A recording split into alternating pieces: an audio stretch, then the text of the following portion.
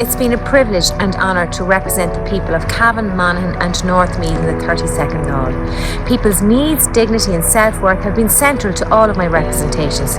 In 2016, when I was elected first, I opened 4 constituency offices around the constituency, and that reflects my investment in people and their issues.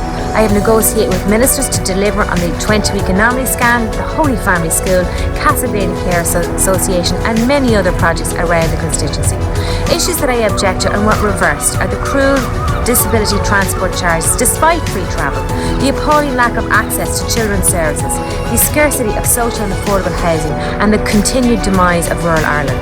I have pursued funding and investment to tackle issues like inadequate broadband, poor road conditions, the crisis in farming and the rise in rural crime that have blighted the country living for people across the constituency. Proper pay and equal pay for childcare workers, and as we've seen over the last number of weeks, is a huge issue. The whole early school childcare sector. It is an issue I certainly want to deliver on. We want to deliver for pensioners and those who are approaching pension, that they are treated with dignity and with the value and recognition and remuneration that they deserve after a lifetime of working. From my canvas, the dominant issues have been health and mental health, and it is pitiful and distressing to see the worry and despondence of people waiting on assessments and operations. The failure to access immediate medical care due to waiting lists is totally unacceptable. Sick and ill people simply deserve better.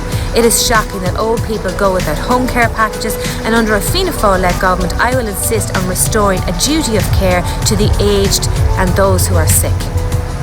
I am asking those of you who are listening in that on this Saturday you vote Niamh Smyth number 1, because I am a TD for all who wants to deliver on an Ireland for all.